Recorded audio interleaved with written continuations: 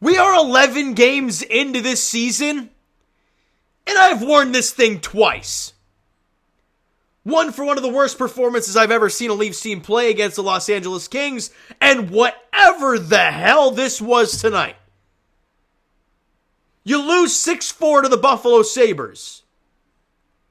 And every single time the Leafs score a goal, whether it's to tie the game or whatever the case may be, you give up basically a goal right afterwards. Putrid performance. Let's break this thing down, goal by goal.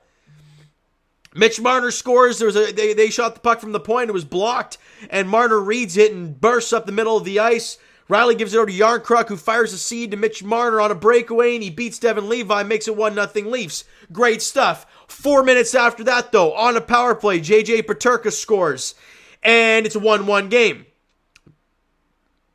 But they were in shots on goal in the first period. What were they? 13-12 in favor of the Leafs. We go to the second period. And somehow, early on in the second period, the Leafs kill off a 5-on-3 for a minute and a half. And Joseph Woll makes some big-time saves. He's got a couple of really big blocks, a couple of really big clears.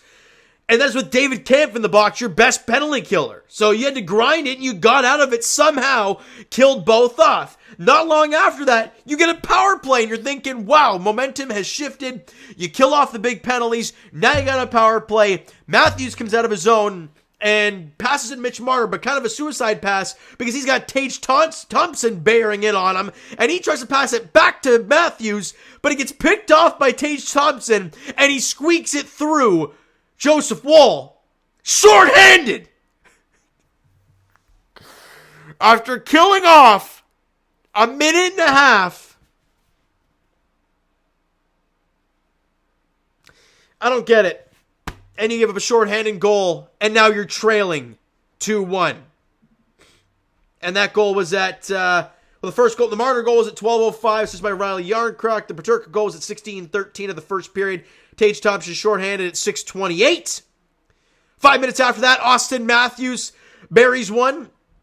On the power play, it was a nice little feed from William Nylander to the slot to Austin Matthews, and he buries on the power play. Marner gets the assist on the goal at 11:22, and we've tied the game. Great stuff. What the hell is Sheldon Keefe thinking? Right after that goal, you tie the game. You know who's out there on the ice right after that? Kampf, Gregor, Reeves with Lagesson and Lajoie on the D-core. What the hell are you trying to build from?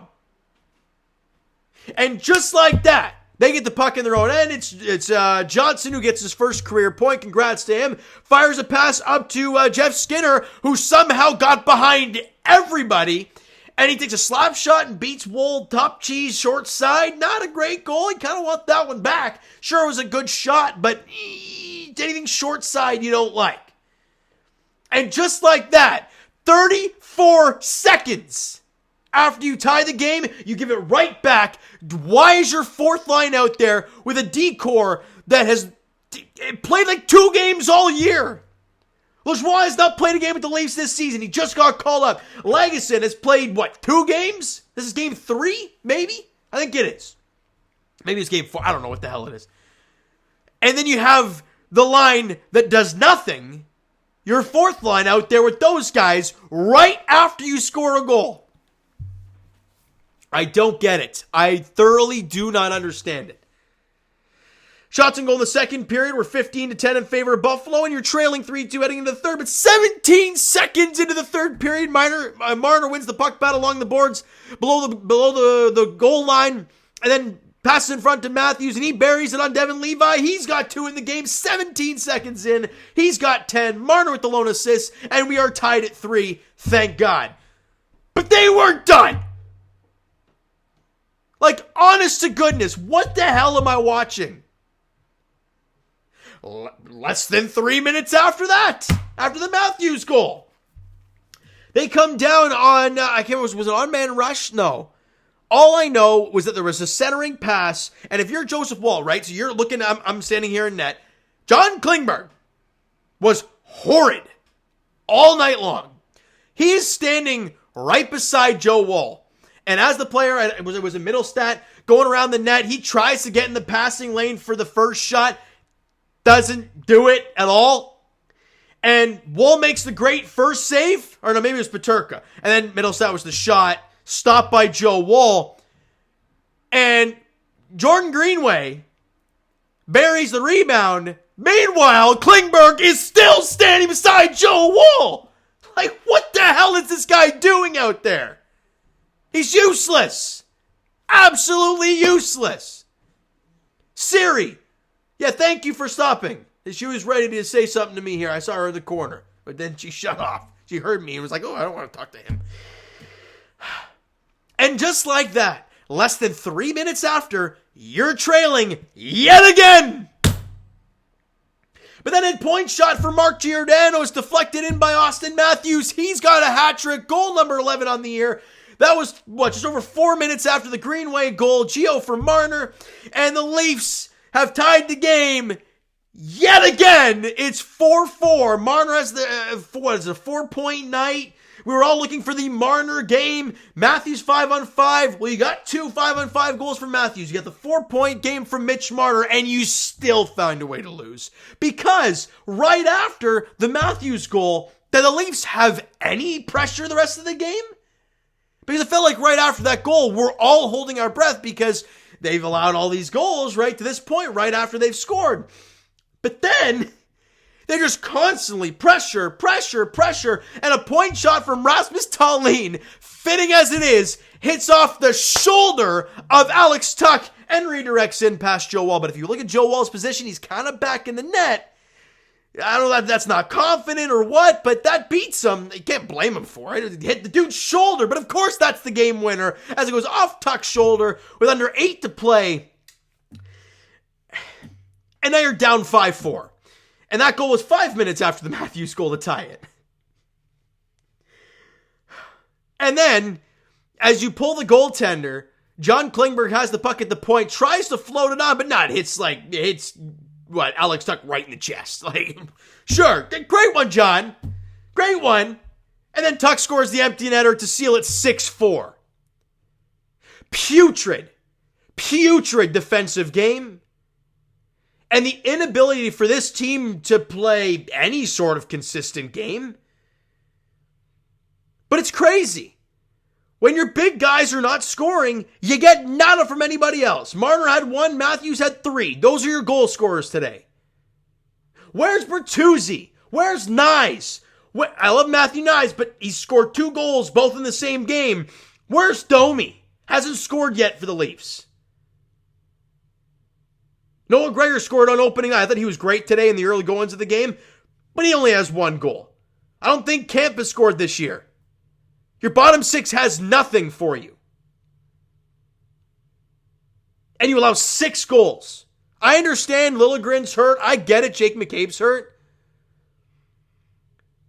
But tonight's not. This loss was, you can't blame it on the other guys. Sure, I don't like that Lajoie and Lagesson let Jeff Skinner in behind them on that goal.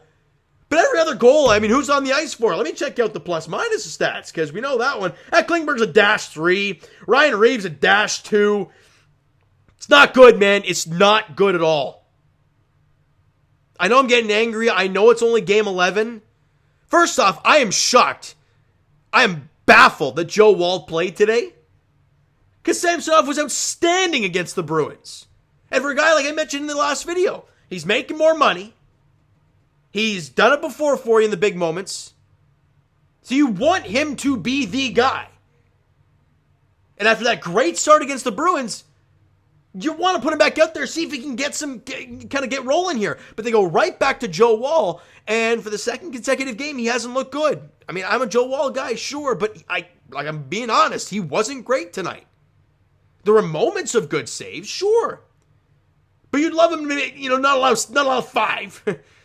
Right? Because his stat line, and no matter what way you look at it, it's 5 goals on 40 shots. It's an .875 save percentage. It's not good. I get it, the quality of chances, sure. But 5 goals is 5 goals. The defense was horrid. He wasn't great. And that's all there is to it. Leafs now 5-4-2, 5-4-2. Well, 5-4-1 or 5-4-2. 5-4-2 now on the season, and they've lost 4 straight. I don't care about 1 point in Nashville and 1 point in Boston. You've lost 4 straight. And your next game, I haven't even looked at it yet. Your next game is Monday against Tampa. Can somebody wake up then? You know Sammy's going to get that net. And if he doesn't, Keith's done something. But I don't get some coaching decisions. And by the way, another thing that I want to bring up before I wrap this thing up. In a tie game, in the third period with like less than 6 to play, why the hell was the fourth line out there? Why is Reeves on the ice? I don't care you're trying to steal a shift and get... No! You got like 5-6 minutes to go. You're down a goal. He cannot be out there. I'm leaving it at that. I'll leave it there. All right. So you know what, guys? That's going to do it for this one. If you enjoyed the video and not the game today, because who did? Buffalo Sabre fans, obviously. But it was awful. Hit the like button if you guys enjoyed the video and enjoyed the rant. Hit the subscribe button if you have not already. Comment down below thoughts on the video, thoughts on this thoughts on this game today. Let me know your thoughts down below. Twitter, Discord, Instagram, TikTok, all that stuff is down below. So follow up down below. What am I even saying? Follow up all that stuff. It's down below. The links are for X and all that nonsense. And I'll talk to you guys about Raptors. They play, 3:30 tomorrow against the Spurs in San Antonio. And as for the Leafs, they'll be on the ice at least on Monday as they host the Tampa Bay Lightning. 7 p.m. puck drop there. I'll tell you this. Last thing before I say it. Can I not see more Ryan Reeves? Can I see a Nick Robertson or a Bobby McMahon or somebody that's going to do something? I'm going to leave it at that. All right, so thank you guys so much for listening and watching. I hope you enjoyed the video and not this game today. We'll talk to you guys then.